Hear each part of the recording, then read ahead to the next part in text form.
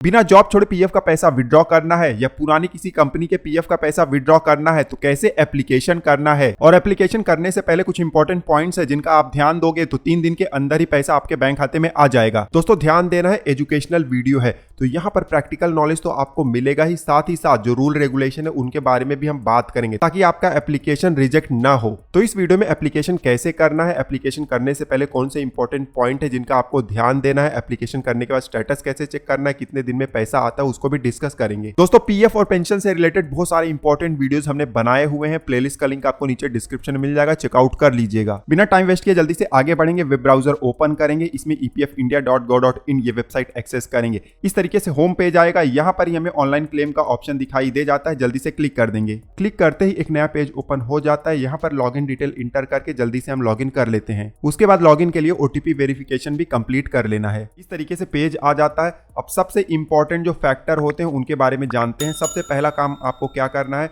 आपको जाना है व्यू में, यहाँ पर आपको पासबुक का ऑप्शन दिखाई देगा, इस पर क्लिक कर दीजिए। क्लिक करते ही एक नया पेज ओपन हो जाता है, यहाँ पर लॉगिन डिटेल इंटर करके जल्दी से हम लॉगिन कर लेते हैं। उसके बाद लॉगिन के लिए ओटीपी वेरिफिकेशन भी कंप्लीट कर लेना है। दोस्तों एक इंपॉर्टेंट पॉइंट का आपको ध्यान रखना है कि इस वीडियो में आपको डेटा पर फोकस नहीं करना है, आपको स्टेप्स पर फोकस करना है क्योंकि डेटा आपका खुद का होगा। ठीक है, लॉगिन करते इस तरीके से पासबुक के पेज पर हम आ जाते हैं। अब यहाँ पर बहुत सारे इंपॉर्टेंट काम आपको करने हैं। सबसे पहले तो आपको सर्विस हिस्ट्री में जाना है, इस पर क्लिक करना है। यहाँ पर जितने भी कंपनियों में आपने काम किया हुआ है या करंटली आप कर रहे हो सारा डिटेल दिखाई दे जाता है। अब जिस कंपनी का आपको पैसा विड्रॉ करना है उस कंपनी का मेंबर आईडी आप नोट डाउन करके रख लो। उसके बाद ऊपर देखिए पासबुक का ऑप्शन है, उस पर क्लिक कर देना है। अब पासबुक वाले पेज पर हमें यहाँ पर मेंबर आईडी सेलेक्ट करने का ऑप्शन दिखाई दे जाता है। अभी जो मेंबर आईडी हमने नोट डाउन किया हुआ था उसको यहाँ ड्रॉप डाउन से हम सिलेक्ट कर लेंगे। अब जिस मेंबर आईडी का पैसा हमें निकालना है उसको जब सिलेक्ट करेंगे तो उसका पीएफ बैलेंस हमें यहाँ पर दिखाई दे जाएगा। तो यहाँ पर जो भी अमाउंट आपको दिखाई दे रहा होगा उसको नोट डाउन करके रख लेना है। ध्यान देना है इसमें सिर्फ पीएफ का पैसा है, पेंशन का पैसा ऐड नहीं होता है। एक चीज का ध्यान रखना है, पीएफ एडवांस विड्रॉ कर रहे हो फॉर्म 31 का इस्तेमाल करके तो सिर्फ पीएफ का जो बैलेंस होता है उसमें से ही कुछ पैसा आप निकाल सकते हो। ठीक है, पूरा पीएफ का पैसा नहीं निकलता और ना ही पूरा पेंशन का पैसा निकलता है। अगर पूरा पीएफ का पैसा और पूरा पेंशन का पैसा निकालना है तो उसके लिए अलग वीडियो हमने बनाया हुआ है, लिंक आपको नीचे डिस्क्रिप्शन में मिल जाएगा, चेकआउट कर लीजिएगा। जब ये सारा कुछ आप कर लो तो उसके बाद आपको फिर से ईपीएफ इंडिया की वेबसाइट पर जाना है। यहाँ पर अब आपको एक और इंपॉर्टेंट काम कर लेना है, आपको जाना है मैनेज में। यहाँ पर केवाईसी का ऑप्शन आपको दिखाई देता है, इस पर क्लिक करो।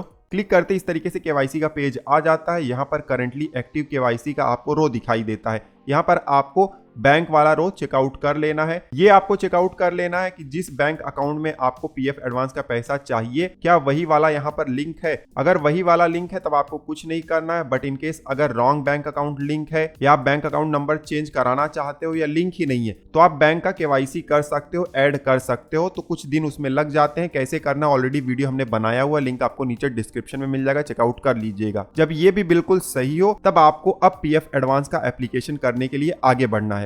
अब अगर आप होम पेज पर हैं तो पीएफ एडवांस का एप्लीकेशन करने के लिए आपको ऊपर ऑनलाइन सर्विसेज पर क्लिक करना है। यहाँ पर क्लेम फॉर्म 31/19/10 से 10D का ऑप्शन है, इस पर क्लिक कर देना है। अब इस तरीके से एप्लीकेशन का पेज आ जाता है। बैंक अकाउंट नंबर के सामने एक बॉक्स है तो यहाँ पर आपको बैंक अकाउंट नंबर इंटर करना है। कौन सा बैंक अकाउंट नंबर, जो अभी केवाईसी में हमने चेकआउट किया था वही बैंक अकाउंट नंबर आपको यहाँ पर इंटर करना है जिसमें आपके पीएफ एडवांस का पैसा आएगा। बैंक अकाउंट नंबर इंटर करके वेरीफाई पर क्लिक कर देना है। वेरीफाई पर क्लिक करते इस तरीके से अंडरटेकिंग का पॉपअप आ जाएगा। यहाँ नीचे ग्रीन बटन है एस का, इस पर क्लिक कर देना है। यस पर क्लिक करते ही आपको यहाँ पर साइन आ जाता है। अब नीचे आओगे, प्रोसीड फॉर ऑनलाइन क्लेम है, इस पर आपको क्लिक कर देना है। अब इस तरीके से पेज आ जाएगा, सारा डिटेल यहाँ पर दिया गया है। नीचे आएंगे, I want to apply for, drop down पर क्लिक करेंगे और नीचे यहाँ पर पीएफ एडवांस फॉर्म 31 है, इसको सिलेक्ट कर लेंगे। जैसे ही सिलेक्ट करेंगे नीचे देखिए बहुत सारे ऑप्शन ओपन हो जाते हैं। थोड़ा सा स्क्रॉल करके नीचे आएंगे और यहाँ पर सबसे पहले सेलेक्ट सर्विस का ऑप्शन हमें दिखाई दे रहा है, ड्रॉप डाउन पर क्लिक करेंगे। क्लिक करते ही अब हमें यहाँ पर मेंबर आईडी दिखाई देते हैं। अब जिस मेंबर आईडी का पैसा हमें निकालना है, जिसको हमने पासबुक से नोट डाउन करके रखा हुआ है, उसको हम यहाँ पर सिलेक्ट कर लेंगे। सिलेक्ट करने के बाद अब यहाँ पर आपको रीजन बताना है किस पर्पज से आपको एडवांस विड्रॉ करना है। ठीक है, देखिए बहुत सारे ऑप्शन यहाँ पर दिए गए हैं, डिपेंड करता है आपका सर्विस पीरियड कितना है। हमारे केस में सर्विस पीरियड बहुत ही कम है तो यहाँ पर देखिए बहुत सारे ऑप्शन जो है वो इनेबल नहीं है। तो जो भी ऑप्शन आपके लिए इनेबल होगा और जिसमें पैसा ज्यादा मिल सकता है उसको आप सिलेक्ट कर लीजिएगा। अब कौन से ऑप्शन में कितना पैसा मिलता है उसके लिए ऑलरेडी हमने एक सेपरेट वीडियो बनाया हुआ है कैलकुलेशन के साथ में। उस वीडियो का लिंक आपको नीचे डिस्क्रिप्शन में मिल जाएगा, चेकआउट कर लीजिएगा। एक चीज का और ध्यान देना है, जो भी रीजन आप यहाँ पर सिलेक्ट करते हो उसका लिमिट होता है। मतलब आज अगर आपने मैरिज वाला यूज कर लिया तो फ्यूचर में आपको दोबारा एप्लीकेशन करते समय उसका इस्तेमाल नहीं करना है। तो जो भी यहाँ पर रीजन दिए गए हैं सबके लिमिट होते हैं, कोई एक बार यूज कर सकते हो, कोई 2 बार, ठीक है। तो फिलहाल इस डेमो के लिए हम एक रीजन यहाँ पर सिलेक्ट कर लेते हैं।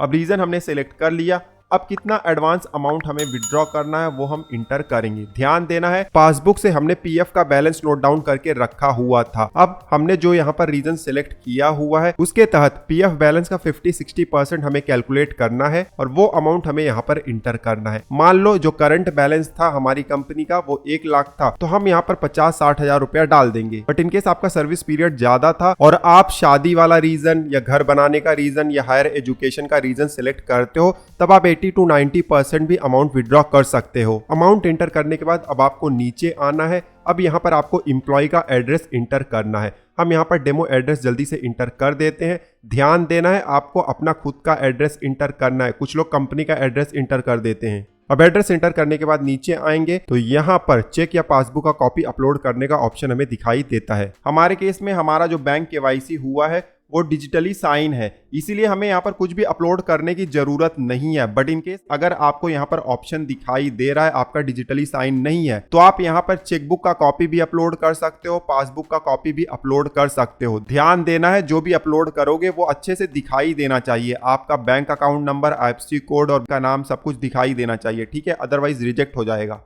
हमारे केस में अपलोड करने की जरूरत नहीं है क्योंकि हमारा बैंक केवाईसी डिजिटली साइंड है, ठीक है। अब थोड़ा सा नीचे आएंगे, अब यहाँ पर एक चेक बॉक्स दिखाई दे जाता है। हमने जो भी डिटेल भरा हुआ है बिल्कुल सही भरा हुआ, ये कंसेंट हम यहाँ पर दे रहे हैं। क्लिक करने के बाद अब देखिए यहाँ पर गेट आधार OTP का बटन है, इस पर हमें क्लिक कर देना है। क्लिक करते इस तरीके से ग्रीन रो ऐड हो जाता है कि OTP सेंड हो गया है। आपका जो आधार मोबाइल नंबर होगा उस पर OTP आया होगा, उस OTP को नीचे इंटर OTP का जो बॉक्स दिखाई दे रहा है इसमें इंटर कर देना है। OTP इंटर करने के बाद नीचे validate OTP and submit claim form का बटन है, इस पर क्लिक कर देना है। क्लिक करते ही अब ये प्रोसेस हो रहा है और जैसे आपका प्रोसेस सक्सेसफुल हो जाता है तो इस तरीके से ग्रीन लाइन आ जाता है कि OTP वेरीफाई हो गया है, eKYC अपडेट हो गया है और PF एडवांस क्लेम का फॉर्म सक्सेसफुली सबमिट हो गया है। आखिरी में आपको यहाँ पर क्लिक हियर का एक ऑप्शन दिखाई देता है, इस पर क्लिक करोगे तो जो भी आपने फॉर्म डाउनलोड किया हुआ है उसका एक्नॉलेजमेंट डाउनलोड हो जाएगा। इस एक्नॉलेजमेंट को डाउनलोड कर लेना है, सेव करके रख लेना है, इनकेस फ्यूचर में कोई डिस्प्यूट होता है तो ये काम में आ जाएगा, ठीक है। अब PF विड्रॉल के एप्लीकेशन का प्रोसेस तो हमने कंप्लीट कर दिया हुआ है।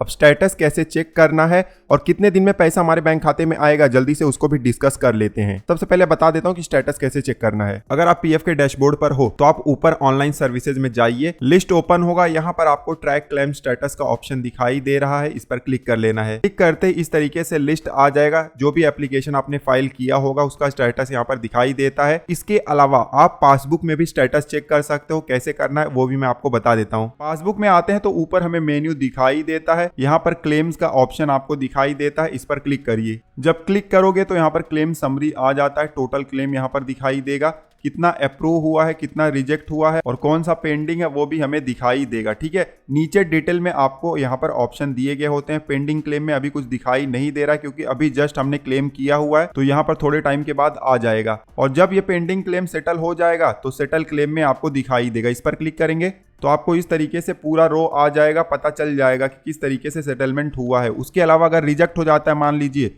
तो रिजेक्टेड क्लेम में दिखाई देगा। तो जो भी पीएफ विड्रॉल का क्लेम आपने डाला हुआ है उसको डिटेल में आप यहाँ पर ट्रैक कर सकते हो, उसका स्टेटस यहाँ पर अच्छे से आता है, ठीक है। अब एक सवाल काफी बार पूछा जाता है, पीएफ एप्लीकेशन करने के बाद पीएफ का पैसा कितने दिन में हमारे बैंक खाते में आएगा। स्क्रीन पर आप देख सकते हो पास्ट में कुछ ऐसे भी एप्लीकेशन थे जो एक दिन के अंदर ही अप्रूव हो गए थे। अगर आप बिल्कुल सही तरीके से एप्लीकेशन भरते हो जैसे कि मैंने इस वीडियो में बताया हुआ है तो 3 वर्किंग डेज के अंदर आपका एप्लीकेशन अप्रूव हो जाता है, पैसा आपके बैंक खाते में आ जाता है। पीएफ विड्रॉल कितनी तेजी से हो सकता है ये डिपेंड करता है कौन सा फॉर्म आप चूज करते हो, कितना पैसा पैसा चूज करते हो, क्या रीजन सेलेक्ट करते हो और जो डिटेल आपने भरा हुआ है बिल्कुल सही है या नहीं। अगर सब कुछ आपका परफेक्ट है तो आपका एप्लीकेशन ऑटोमेटिक अप्रूव हो जाता है, उसमें किसी ऑफिसर का इन्वॉल्वमेंट नहीं होता है और तब तेजी से आपके पीएफ का पैसा आपके बैंक खाते में आ जाता है। एक आपको जल्दी से मैं डेटा दिखाता हूं, तब आपको ज्यादा समझ में आ जाएगा। ईपीएफओ का डेटा दिखा रहा हूं, 2024 में लगभग 4.45 करोड़ क्लेम किए गए थे, जिनमें से 1.39 करोड़ क्लेम 3 दिन के अंदर ही सेटल हो गए। तो ये सारे एप्लीकेशन में जो डिटेल भरा गया था बिल्कुल परफेक्ट था, तो 3 दिन के अंदर ही सारा क्लेम सेटल हो गया है। बट इसके अलावा जो दूसरे एप्लीकेशन थे वो ऑटोमेटिक प्रोसेस में नहीं गए हैं। तो आप देख सकते हो 1.43 करोड़ ऐसे क्लेम थे जो 10 दिन के अंदर कंप्लीट हुए, 1.45 करोड़ ऐसे एप्लीकेशन थे जो 20 दिन के अंदर कंप्लीट हुए और लगभग 18 लाख ऐसे एप्लीकेशन भी थे जिनको 20 दिन से भी ज्यादा का समय लग गया। तो पीएफ विड्रॉल इफिशिएंटली किस तरीके से किया जा सकता है उसका डेमो हमने देख लिया हुआ है, बहुत सारे इंपॉर्टेंट पॉइंट्स को भी हमने कवर किया हुआ है इस वीडियो में। अब पीएफ और पेंशन से रिलेटेड दूसरे किसी भी टॉपिक का वीडियो देखने के लिए स्क्रीन पर आपको प्लेलिस्ट दिखाई दे रहा है, चेकआउट कर लीजिएगा। इस वीडियो में बस इतना ही, मिलते हैं आपसे अगले वीडियो में, तब तक आप हंसते रहो, मुस्कुराते रहो, धन्यवाद।